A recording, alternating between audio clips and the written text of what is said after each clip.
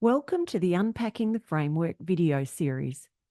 This series provides valuable information about the National Best Practice Framework for Early Childhood Intervention. My name is Denise Luscombe, and this video introduction is being recorded on Whadjuk Noongar Budja. I acknowledge the traditional custodians of this land and the land you're listening from, and recognise their continued connection to country, waterways and community. I would also like to pay my respects to their elders past and present. This video is one of a series that describes the evidence and practice information that underpins the principles of the National Best Practice Framework for Early Childhood Intervention. You will hear from both national and international speakers. This video covers participation, a key principle of the National Best Practice Framework for Early Childhood Intervention, and is presented by our international speaker, Dr Mary Louise Hemmeter. Mary Louise is a Professor of Early Childhood Special Education at Vanderbilt University and holds the Nicholas Hobbs Chair in Special Education and Human Development. Her research focuses on effective instruction, supporting social emotional development and addressing challenging behaviour, and coaching teachers. Mary Louise conducts presentations and workshops throughout the US and abroad. She has directed numerous multi-site projects funded by the US Departments of Education and Health and Human Services. Through her work on the National Centre on the Social Emotional Foundations for Early Learning and IES-funded research projects, she was involved in the development of the pyramid model for supporting social emotional competence in young children and the practice-based coaching model. She's a co-author of the Connect for Learning Early Childhood Curriculum, the Teaching Pyramid Observation Tool, or TPOT, and the Teaching Pyramid Infant-Toddler Observation Scale, the Tippy-Toes. She was co-editor of the Journal of Early Intervention and president of the Council for Exceptional Children's Division for Early Childhood. She received the Merle B. Carnes Service to the Division Award and the Mary McAvoy Service to the Field Award. Mary Louise is also involved in supporting a current trial of the pyramid model in 11 early childhood education and care sites in Western Australia. Thank you for that introduction. I'm so honored and really excited to talk to you about something that has been a really important part of my career for most of my career, and that's about inclusion. And when I was first asked to do this webinar and I was asked to talk about participation, I thought, well, what's the difference in inclusion and participation? And to me, high quality inclusion is focused on the meaningful participation and engagement of children and families in their community. And so I don't really see that distinction. But for the purposes of the framework, I think it's really important to make the distinction between children being there, being in an inclusive setting, versus participating meaningfully in that inclusive setting. So I'm going to talk about participation as the way that we want children to be engaged in the settings in which they spend time, whether those are classrooms, homes, community, wherever children spend time. So my plan for today is to talk first about what I mean by participation, and I've already done that a little bit, to talk about why I think it's important, to talk about the outcomes of participation. I want to talk a little bit about what does it take to ensure participation, and then I want to end with a little bit of a challenge. So as I said at the top of this webinar, participation is really about more than just being present. So it's not enough for children to be in an inclusive setting. We want them to be in a setting where they're actively involved and engaged and participating with their friends, with their peers, with their family, with their community, where they would spend time if they didn't have additional needs, right?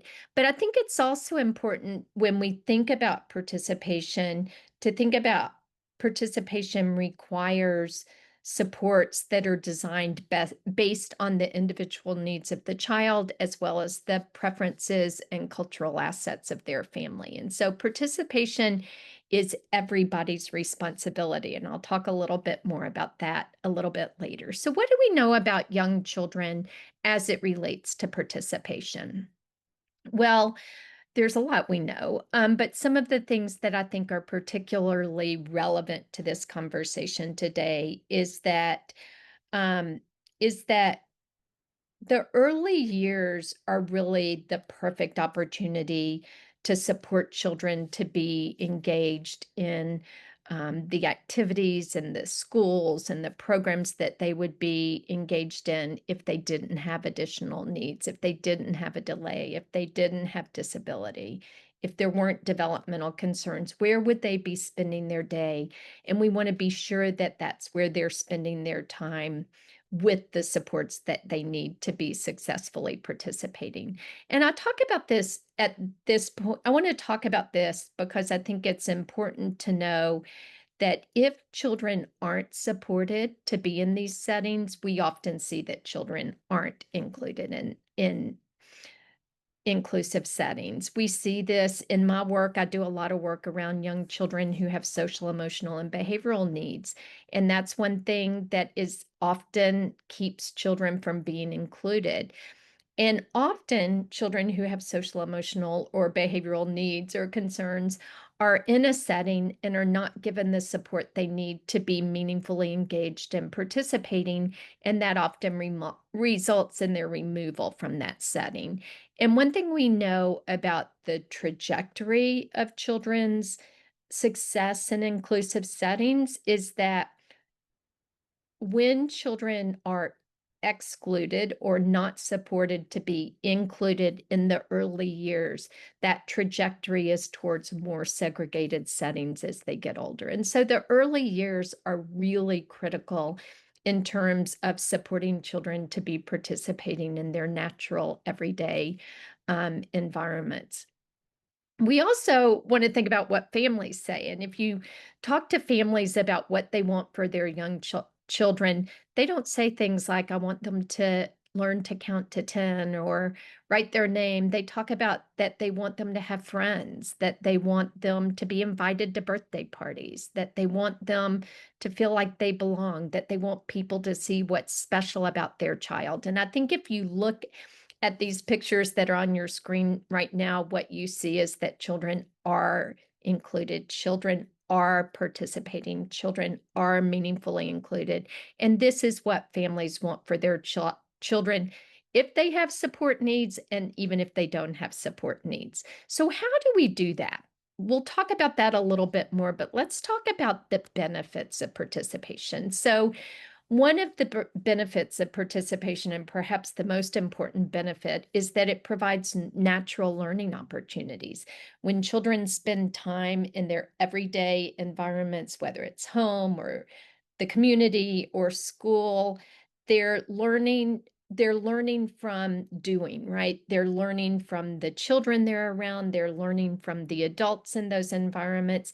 It provides them natural opportunities to learn social skills, to learn about the world, to learn about the world around them. So it provides these natural learning opportunities, and when children learn in the context in which they play and work and spend time, they learn skills that are more functional to meeting their needs on an everyday basis.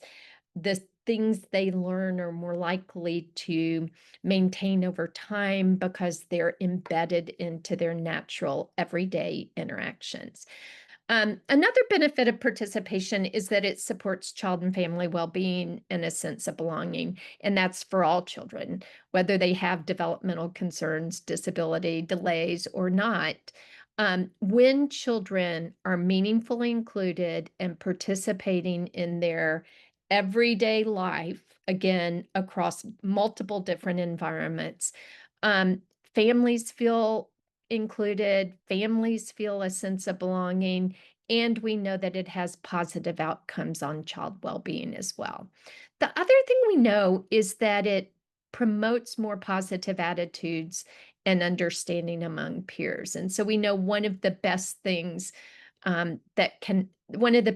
for young children is to interact with children who are different than them, to learn from children who are different from them, to begin to recognize differences and celebrate differences and see differences as a good thing.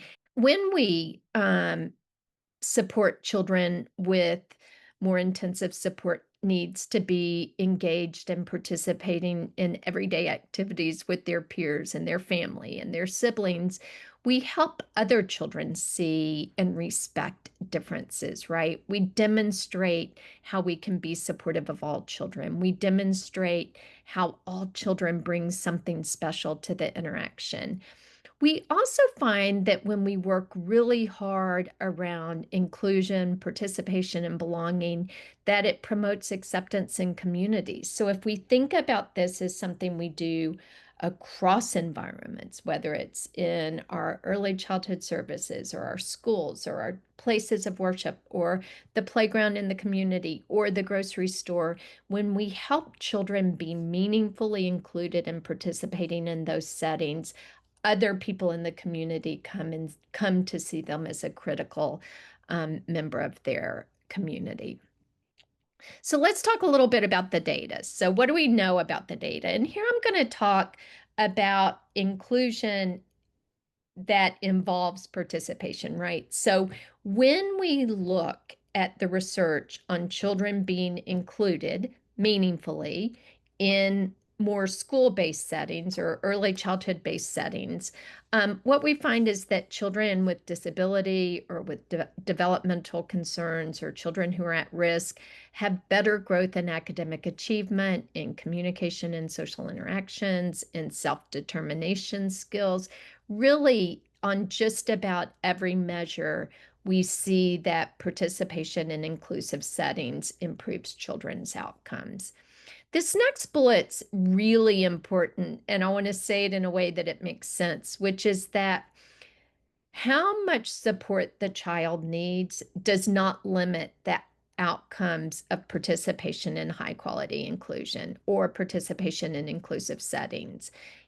But what's critical is about this is that the significance of the child support needs doesn't limit their outcomes when they get the support they need to participate in those inclusive settings.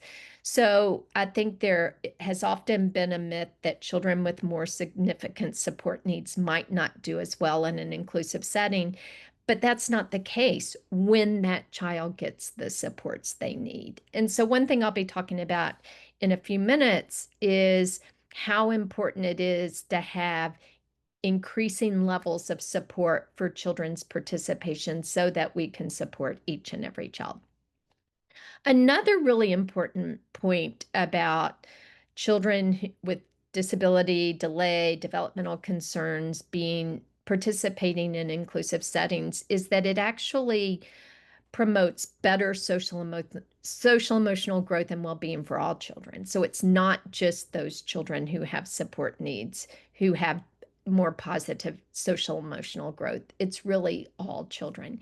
And then probably the most important piece of data about participation in inclusive settings is that we don't see negative effects. So it doesn't have negative effects on children who are developing more typically. It doesn't have effects on children who have less significant support needs. All of the effects of participation in inclusive settings are positive. and that there's very few exceptions to that finding. So what supports are needed to ensure participation? So we can talk about how important participation is, and we can talk about what the benefits are, and we can talk about what the data say. But what's important to know is that all of our research that shows that the participation of children with disability or delays in inclusive settings is positive also requires that supports are in place for that child. And so I want to talk a little bit generally about what I mean by the kinds of supports that need to be in place and why that matters. And then I'm going to give you a specific example based on some of my work. So what supports are needed? First, we need a commitment to doing this and a vision for what it looks like. And so we need to know, we need a vision that of what it looks like to have children participating in early childhood settings in schools in the wider community. It has to be a commitment at all levels, right? If we're talking about an early childhood service, it needs to be not just about the educator, but also about the administrators and the families and the community that supports that service. Obviously, the educators who work directly with individual children and their families need to be prepared, right? They need to have training. They need to have support to meet the individual needs of each and every child. And when we begin talking about needing to provide more and less intensive levels of support for different children, it's really important that educators have the support they need to both figure out what types of supports a child needs, but also to learn to implement those in the context of a busy setting with a lot of children.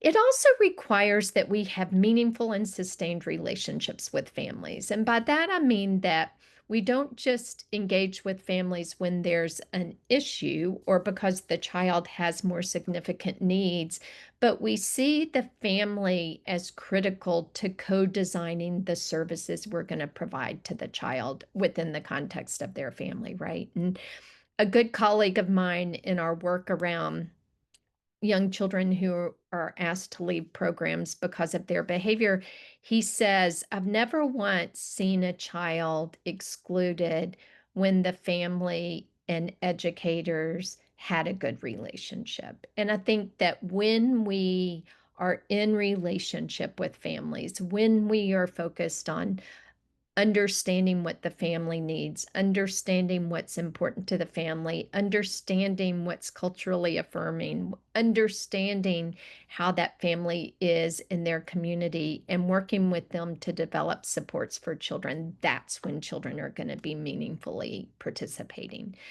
We also have to work with communities to ensure that we have a range of services, right? That we have a range of services that meet all children's needs, that children can participate in inclusive settings, that not only meet their needs, but are culturally sustaining for their family. And then I think I've said it a few times, but participation is really everybody's responsibility. So implementation science, which I want to just do a quick, why is this important, is the idea that if you want meaningful outcomes for children and families, you have to have effective and socially valid practices. So I'm going to give you an example of that in a minute. And you have to have effective implementation methods, which means you have to have support for educators, support for families, all those kind of implementation supports. You have to have an enabling context. So we're committed to this. We have a vision for this. And when you do all of those things, you have meaningful outcomes.